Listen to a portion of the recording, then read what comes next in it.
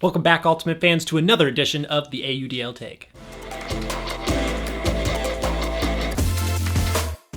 Excited to bring you this wonderful episode this weekend. I've been actually filming on Friday because I have a lot of business going on this weekend, so if I've missed anything over the weekend, I'm sure to put that in the next episode. But we're going to jump into a lot of signings. We're actually going to start with the DC Breeze. They have signed Delrico Johnson to the squad. He's been there before, he's back, and I think this is a huge addition to the team, especially on defense. This guy is a powerhouse. He's someone who's a threat when you're on offense trying to score against this team and go deep. He's got the speed, he's got the leaps, the jumping ability. He's going to make plays in that backfield and really be a constant threat to any offense that's coming against this team. I kind of put DC in third place against in this division against Atlanta and Raleigh. I still think though DC's probably better. It just depends on how Atlanta and Tampa, how those games kind of end up and how that goes as far as if a team can sweep there. Adding Delrico now to this DC team, that really bolsters them up once again. This team looking to be even competitive against Raleigh. And if they can kind of sneak into that playoff spot and get in second place or possibly first, I'd be worried if I'm Raleigh. This is a team that could kind of overpower you if you're not prepared. I think Raleigh has a great team right now, but I'm telling you,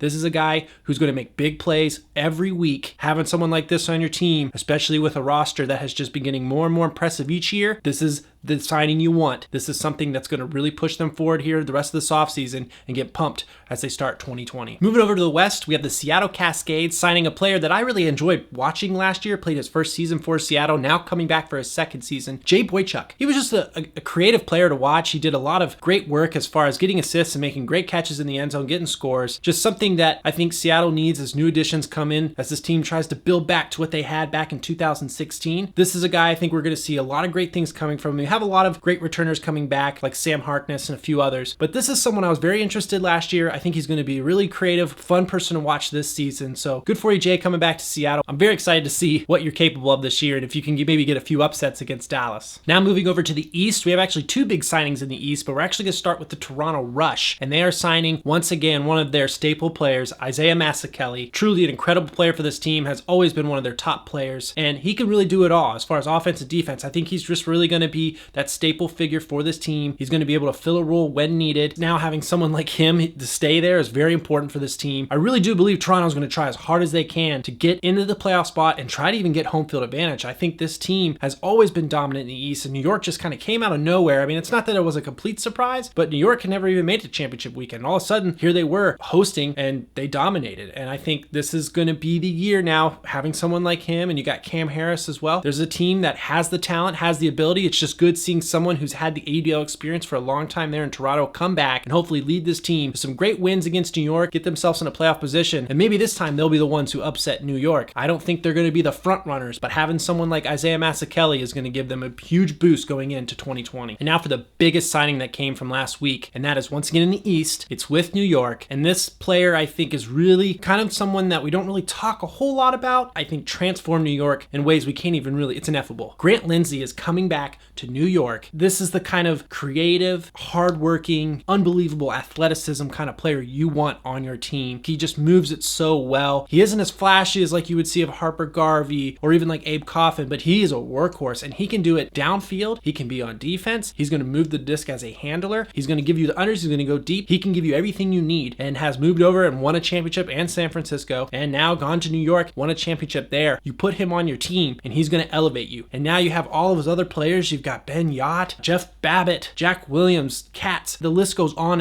but having someone like Grant Lindsey only just makes those other players stand out even more. Everybody can kind of fill their role, and having someone like him can just step in any position. This is the big signing. This was the one where I kept saying New York, they're looking good, they're building up that roster, but I still hadn't seen Grant Lindsey. I know Dallas has got a beautiful one growing right now. They have a team that is stacked, but they have the key players in New York that are going to be making stellar plays throughout the season. This was a big signing. This is showing that they are really prepping and bringing up that dynasty in New York. I think they still have a very solid chance of getting their second title, and adding Grant Lindsey to this roster was the big step they needed. New York, I'm loving what you're doing. Keep it up. It's going to be exciting 2020 for you guys. Since this is a short week for me, I'm actually filming on Friday. I normally have the weekend to get any news stories that kind of come through at last minute, but I'll be busy this weekend, so it might be a little short episode here, but we're going to talk about something that I think is really changing this season, and if you haven't really noticed it before, it's going to be a big change, and that's the playoff format. format. It used to be if you had 6 teams in your division, there was a third playoff spot. And for the most part, that was for a team to kind of get in and sneak in and maybe have that potential upset and go against probably the top seed then to move on to championship weekend. Well, that is gone. But now for teams in the West and the Atlantic who have 6 teams, that third playoff spot's no longer there. And that's going to make every game important. And not just for those divisions, but I think for the East and the Central, it's going to be very, very important every single game to get a W, because you only have a limited amount of teams that you're playing against. In the Atlantic and over in the West, they're going to have more teams to compete within that division, so you're not having the same kind of foes you're playing each other. You might get a little more variety. 2 playoff spots just make it even more intense for each game for everyone to play the hardest. There's no really throwaway. If you get a loss now, it's going to be a huge problem, depending especially on who you play. I think, like I said, in the Atlantic division for Atlanta, they're playing Tampa 4 times. They can get 4 wins, which I think will be highly unlikely, but plausible. It could happen. If they get a sweep,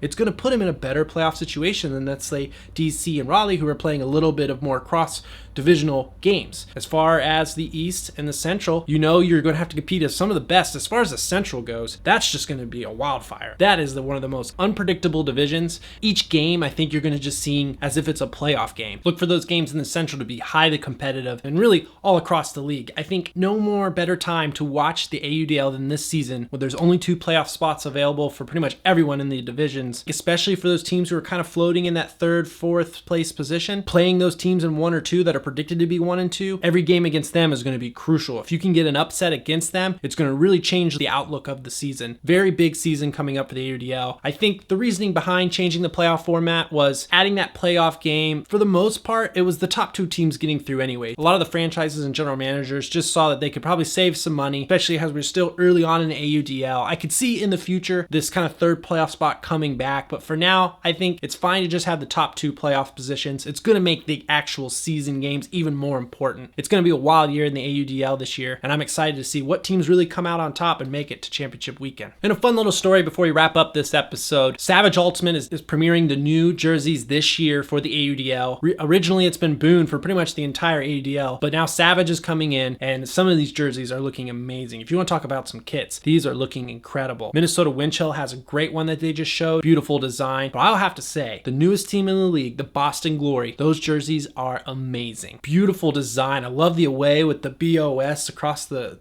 front. It looks incredible. Nice dark and light jerseys. I think for sure some of the best jerseys I've ever seen in the AUDL. I'm sure a lot of other teams are going to be releasing them as they come along. I've already bought some special edition versions for Atlanta Hustle, but I'd love to know what you guys think. What jerseys do you think are the best right now in the AUDL? And what do you think of the actual Savage line if you've gotten a chance to wear them? An awesome season coming up. New jerseys, new division formats, a new team in the league. The AUDL 2020 is shaping up to be one of the best yet. Excited to have you all come along with me. It's going to be a very exciting time to do the show and be a part of this experience with all of you. That's going to wrap up this episode for this week. Thanks again for tuning in. If you enjoyed this show, hit the like button, hit the subscribe button. Make sure you tune in next time on the AUDL Take.